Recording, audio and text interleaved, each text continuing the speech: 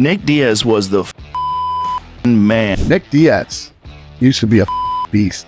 He just never got tired, dude. We're gonna see a Diaz brother fight in 2017, one or both. I don't think Nick Diaz will ever fight again. I don't think that Nick loves it anymore.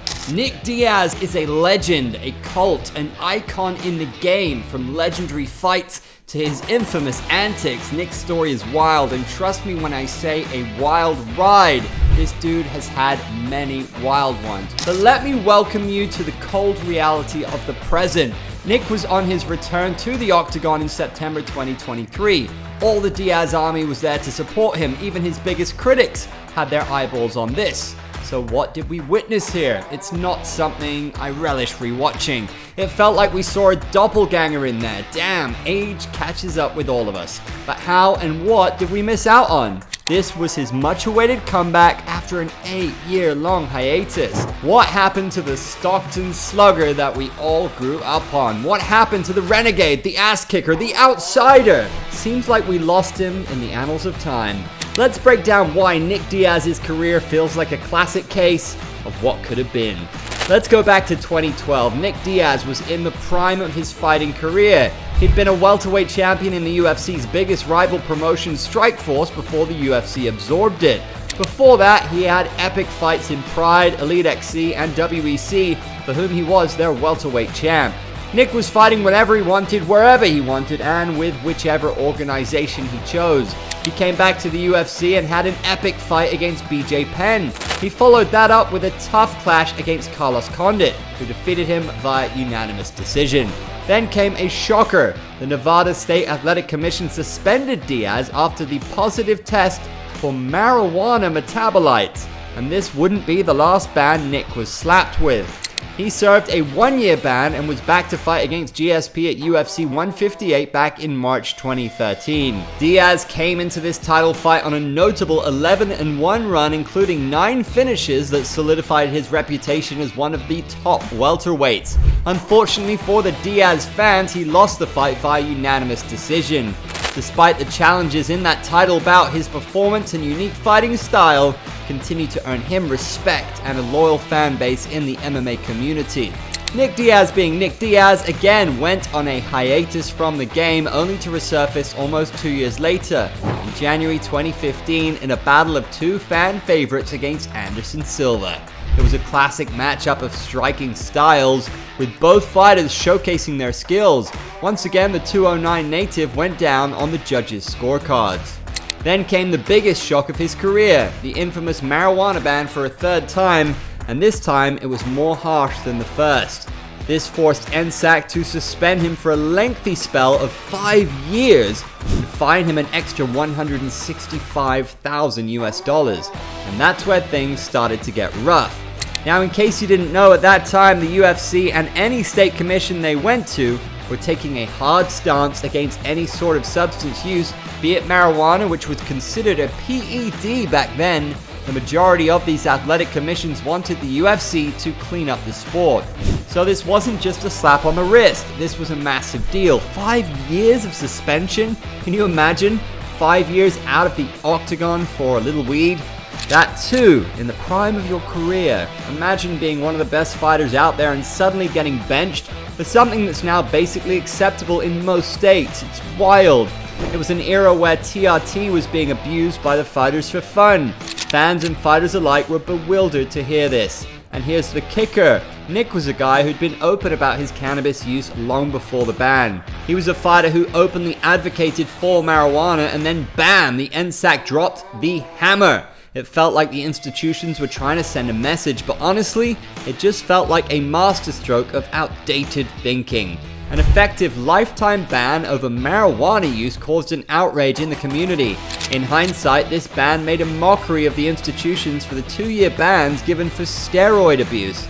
Nick Diaz filed an appeal against the NSAC's ruling, successfully reducing his ban to 18 months.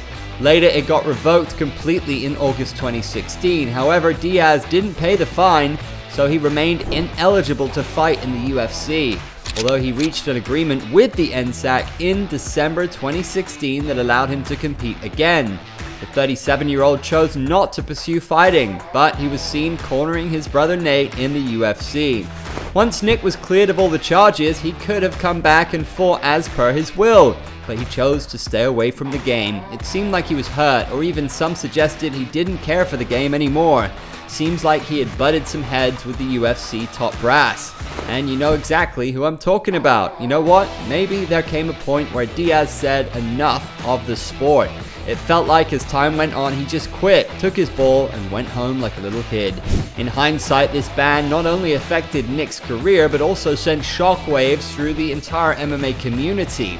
It's wild to think about the ban now that marijuana is off the ban list and is considered totally chill. This makes you question the fairness of this initial punishment. Even in the silver bout, you could see glimpses of Nick's greatness, the charisma, the technique, and that killer instinct. It all came together, but it was overshadowed by the chaos that followed.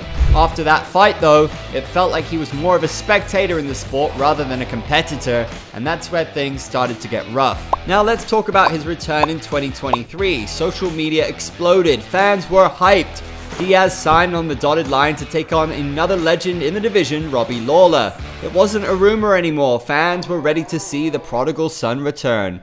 In the fight, we saw a much slower version of Nick, who was easily pushed around by Robbie, and ultimately sadness crept in, and when it was visible that Nick couldn't continue. Diaz took a knee and fell down. Lawler told him to stand up. The ref stepped in, but again, to no avail, and the fight was waved off. Robbie Lawler made Diaz say no mas. This was a bizarre way for the fight to end, and it felt like Diaz had had enough of the punches. Not to throw any shade on Robbie Lawler, but he is 100% past his prime by a number of years now, and I don't begrudge Diaz for that fall whatsoever. He just wasn't the old renegade anymore, and his heart wasn't in it. And that's what makes this whole saga even more painful. We lost years of Nick Diaz in his prime, and for what? The powers that be trying to control his narrative? Imagine a world where that ban had never happened. What if Nick had been able to fight regularly during those years? And to be honest, if he wanted to fight once the ban was over, maybe we would have seen him face off against some of the top contenders, maybe even some big money matchups. Who knows what kind of bouts or legacy-defining moments he could have had during those years? What if Nick had been competing all along? The possibilities are endless.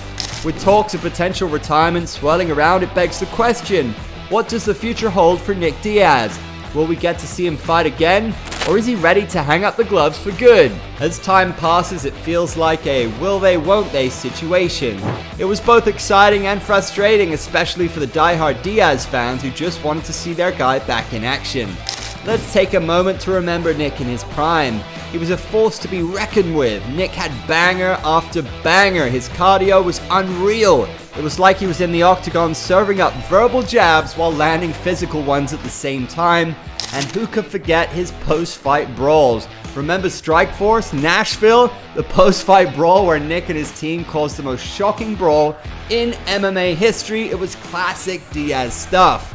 Nick's a legend in every sense, but with that USADA ban and the years he wasted, it's hard not to feel like there's a what if hanging over his career. Diaz's journey was filled with challenges top to bottom, a long layoff, multiple marijuana bans, and his reluctance to fight in the UFC, which makes us wonder what could have been. So what do you guys think? Was Nick Diaz the worst case of squandered potential in UFC history? Will he leave us with more memories or just questions about what could have been? Drop your thoughts in the comments below, and don't forget to like and subscribe. Diaz Army, stand up.